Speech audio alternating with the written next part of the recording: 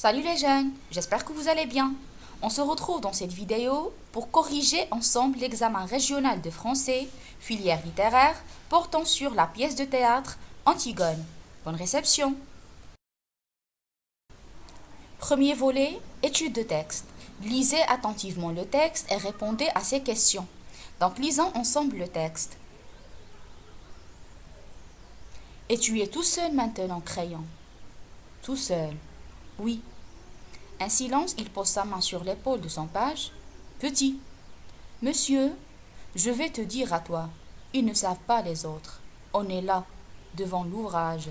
On ne peut pourtant pas se croiser les bras. Ils disent que c'est une sale besogne. Mais si on ne la fait pas, qui la fera? Je ne sais pas, monsieur. Bien sûr, tu ne sais pas. Tu en as de la chance. Ce qu'il faudrait, c'est ne jamais savoir. Il te tarde d'être grand, toi? Oh oui, monsieur. Tu es fou, petit. Il faudrait ne jamais devenir grand. L'heure sonne au moins, il murmure. 5 heures. Qu'est-ce que nous avons aujourd'hui à 5 heures? Conseil, monsieur. Eh bien, si nous avons conseil petit, nous allons y aller. Après avoir lu le texte, passons aux questions. Première question, pour identifier l'auteur et son œuvre, complétez le tableau suivant. L'auteur, c'est Jean Anouilh. Le genre littéraire, c'est une pièce de théâtre ou bien une tragédie moderne. Le titre de cette œuvre, c'est Antigone, et le siècle de l'écriture, c'est le XXe siècle. Deuxième question, pour situer le passage dans l'œuvre, répondez par vrai ou par faux. Petit a, Antigone, Aimant et Eurydice sont morts suicidés. Donc c'est vrai. Petit b, Créon s'est retiré de la scène politique. Ce n'est pas vrai, c'est faux. Troisième question. Un silence, il pose sa main sur l'épaule de son page. Cette didascalie souligne. Petit a, l'insensibilité et l'indifférence de Créon. Petit b, la solitude et la faiblesse de Créon.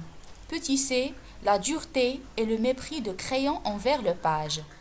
La bonne réponse est la solitude et la faiblesse de Créon. Quatrième question. Créon rappelle au page que l'exercice du pouvoir est une tâche qu'il faut accomplir. Relevez dans le texte un indice qui le montre. L'indice est « Eh bien, si nous avons conseil petit, nous allons y aller ». Cinquième question. Créon a averti le page de 2 choses. Lesquelles? Donc, premier avertissement, il ne faut jamais savoir. Deuxième avertissement, il ne faut jamais devenir grand. Sixième question. Malgré la mort tragique des membres de sa famille, Créon n'a pas cessé d'exercer son métier. Relevez dans le texte un indice qui le montre. Donc, dans le texte, vous avez plusieurs indices. Premier indice, on ne peut pourtant pas se croiser les bras. Deuxième indice, qu'est-ce que nous avons aujourd'hui à 5 heures?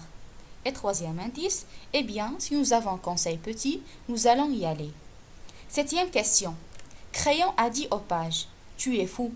Transformez cette phrase au discours indirect en procédant au changement nécessaire.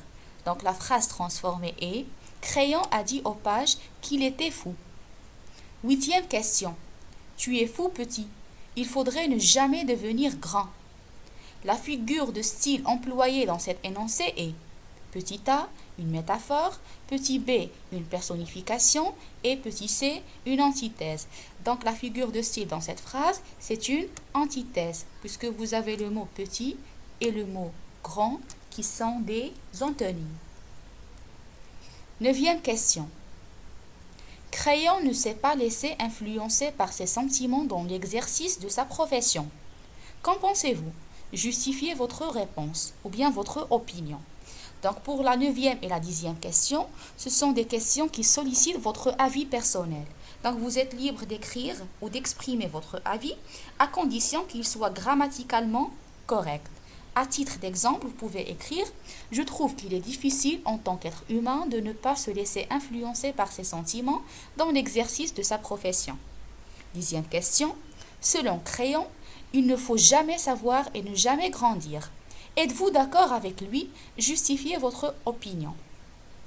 Par exemple, vous pouvez écrire « Je ne suis pas d'accord avec Créon, je pense qu'il faut toujours savoir et chercher le savoir. » Pour la question de grandir, je pense que c'est une réalité inévitable et qu'il faut seulement chercher à comment garder son esprit vif et enthousiaste en grandissant.